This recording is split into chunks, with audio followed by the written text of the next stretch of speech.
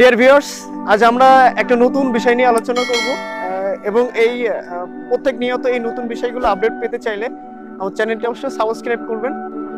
So আজ নতুন বিষয়গুলো নিয়ে যেটা আলোচনা করতেছি সেটা আপনারা হয়তো সবাই জানেন যে প্রত্যেক জেলায় স্মার্ট কার্ড বিতরণের কাজ শুরু হয়েছে।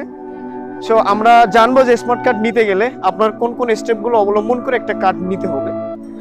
সো প্রথমে আমরা দেখবো যে কার্ড নিতে গেলে প্রথম স্টেপটা সার্চিং।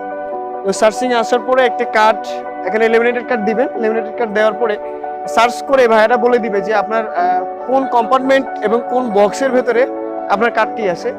এখানে একটি ব্যতিক্রমী বিষয়, সেটা হচ্ছে গিয়ে বাইরে থেকে কার্ড সার্চ করা যায়। বাইরে থেকে ডেসক্রিপশনে ওয়েবসাইটের লিঙ্ক দেওয়া থাকবে, ওইখান থেকে আপনি আপনার কার্ডটা সার্চিং করে বক্স এবং কম্পার্টমেন্ট নাম্বার এই দুইটা পাবেন।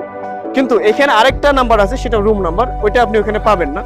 এটা পেতে গেলে আপনি হয় তথ্য সেবায়, এই পাশে তথ্য সেবা আছে, এই যে একটু ঘোরান ভাই, এই যে তথ্য সেবায় গিয়ে কথা বলবেন, ওইখান থেকে রুম নাম্বার দিয়ে দেবে।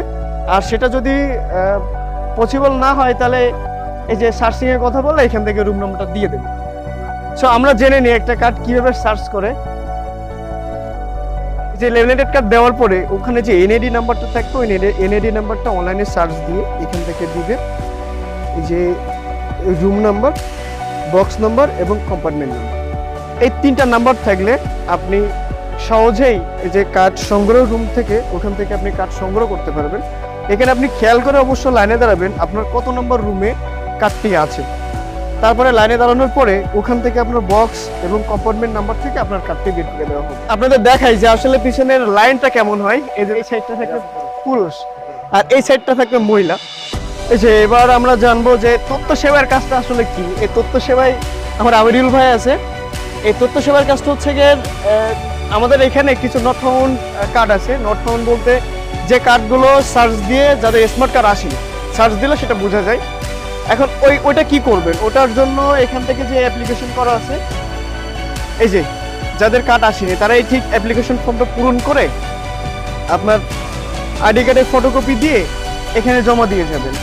তারপরে অনেক ধরনের ঝামেলা, যেমন যাদের স্লিপ হারিয়ে গেছে বা যাদের কার্ড হারিয়ে গেছে সেটা খুঁজে পাচ্ছেন না, সেটা এই তথ্য সেবায় কথা বললে আপনি সেটা পেয়ে যাবেন। এবার এখানে একটা কথা সার্চিং এ বলা দরকার ছিল, সেটা হচ্ছে যে যাদের কার্ড হারিয়ে গেছে তাদের কিন্তু 360 টাকা, যাদের কার্ড হারিয়ে গেছে তাদের 360 টাকা। এই যে আমাদের এখানে মোবাইল ব্যাংক আছে, এই মোবাইল ব্যাংকে 360 টাকা জমা দিয়ে আপনি কার্ডটি সংগ্রহ করতে পারবেন। এই যে আমরা যে রুমের কথা বলেছিলাম, এই যে দেখেন এখানে রুম নাম্বার দেওয়া আছে, রুম নাম্বার 1।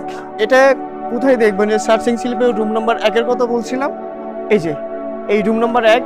সেটা যদি না থাকে আপনি এই যে কাউন্টারে বক্স নাম্বার লেখা আছে, বক্স নাম্বার মিলেও আপনি দাঁড়াতে পারেন।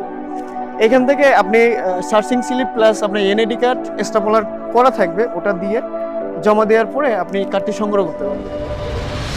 এই যে স্মার্ট কার্ড, এটি সংগ্রহ করতে পারবেন। এই পর্যায়ক্রমে এইভাবেই কিন্তু আমাদের এখানে 3টা কাউন্টার আছে। এটা রুম নাম্বার 2, তারপরে রুম নাম্বার 3, এভাবে মূলত কাজ চলে। এবার যখন আপনার কার্ডটি সংগ্রহ করা হয়ে যাচ্ছে, কার্ডটি সংগ্রহ করা হয়ে গেলে আপনি সরাসরি বায়োমেট্রিক রুমে চলে যাবেন। এখানে বায়োমেট্রিক রুমে পুরুষ লাইন আলাদা এবং মহিলা লাইন আলাদা।